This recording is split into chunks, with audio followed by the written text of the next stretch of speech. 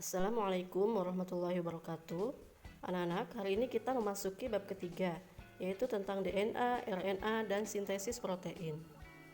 Tujuan pembelajaran kita adalah siswa dapat menjelaskan konsep DNA dan RNA.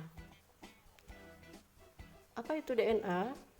Mungkin kalian seringkali mendengar kata DNA yang biasanya digunakan untuk mengetahui identitas seseorang. Nah, kali ini kita akan mempelajari tentang apa itu DNA. DNA merupakan kepanjangan dari deoksiribonukleik acid atau asam deoksiribonukleat. Nah, DNA merupakan suatu polimer yang disusun oleh unit-unit nukleotida yang tersusun berulang-ulang. Satu nukleotida itu tersusun atas asam fosfat, kemudian gula. Kalau DNA, gulanya gula deoksiribosa. Kemudian basa nitrogen. Nah, basa nitrogen ini terdiri atas dua, yaitu ada basa purin dan basa pirimidin. Basa purin terdiri atas adenin atau disimbolkan dengan A dan guanin yang disimbolkan dengan G. Kemudian yang kedua adalah basa pirimidin. Basa pirimidin terdiri atas basa timin atau T dan sitosin atau C.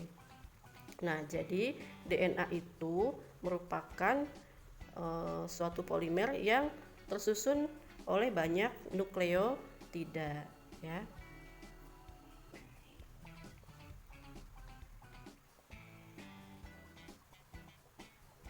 Lalu bagaimana struktur DNA? Nah, struktur DNA ini berupa rantai heliks ganda yang tersusun atas dua utas polinukleotida yang saling terhubung oleh ikatan hidrogen. Ikatan hidrogen tersebut terbentuk antara dua basa nitrogen, yaitu basa purin dan pirimidin yang saling berpasangan. Basa adenin itu akan berpasangan dengan basa timin yang terhubung dengan ikatan rangkap dua. Kemudian basa guanin akan berpasangan dengan basa sitosin yang terhubung dengan ikatan rangkap tiga. Nah, kalian bisa lihat gambar berikut ini. Nah, DNA ini jadi yaitu berupa rantai heliks ganda yang panjang. Kemudian di bagian tengahnya ini terdapat ikatan hidrogen yang menghubungkan antara basa purin dengan basa pirimidin. Untuk basa timin dan adenin dihubungkan dengan dua ikatan hidrogen, dan untuk guanin dan sitosin dihubungkan dengan tiga ikatan hidrogen. Ya, seperti ini.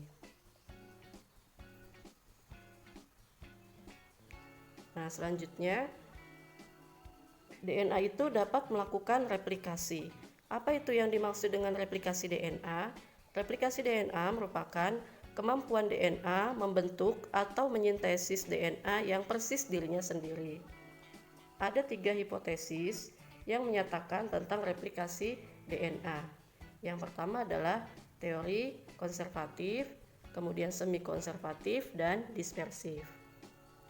Nah, kalian bisa perhatikan gambar berikut ini. Untuk gambar yang pertama menunjukkan tentang teori konservatif, ya. Perhatikan gambar ini. Apa itu teori konservatif?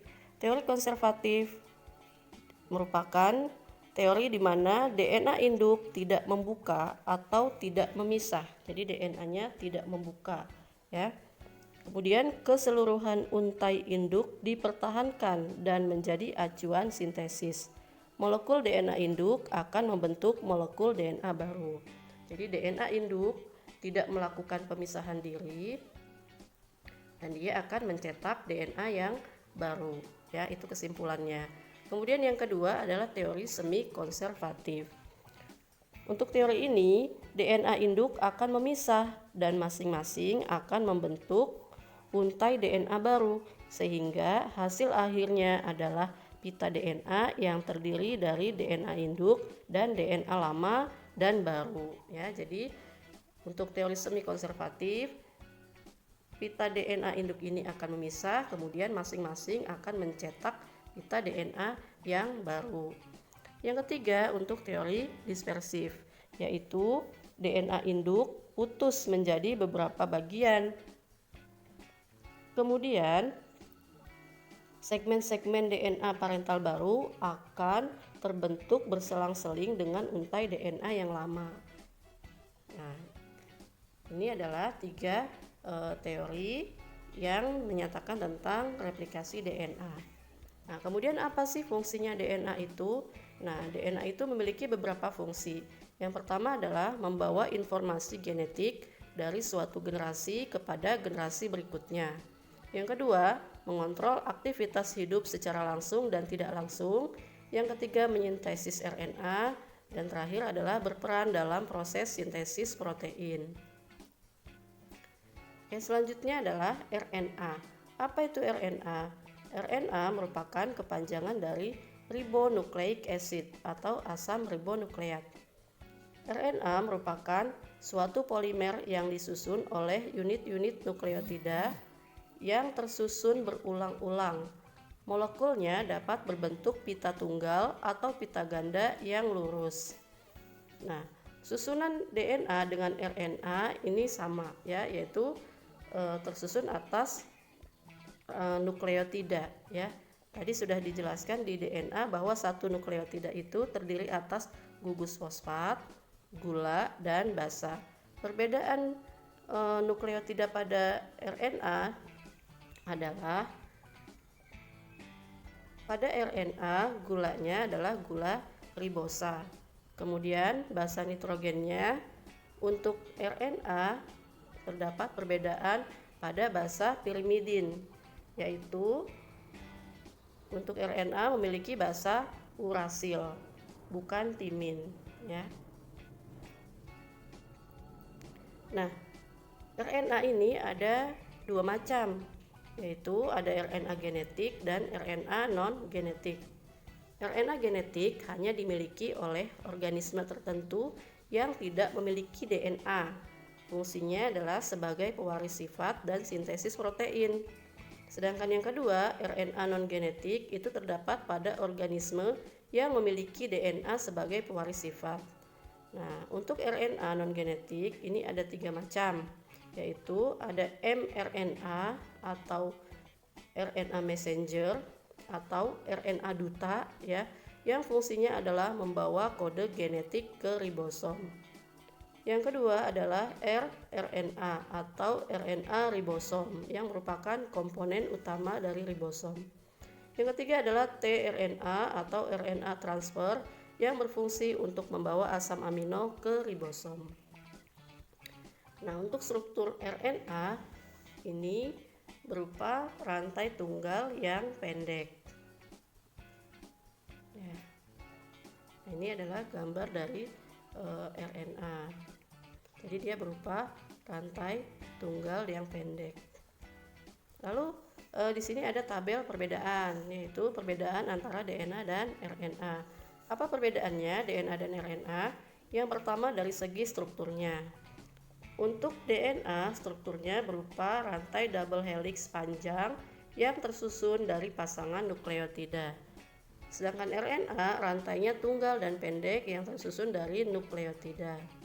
Yang kedua dari segi tempatnya, DNA ditemukan di dalam inti, mitokondria, plastida, dan sentriol.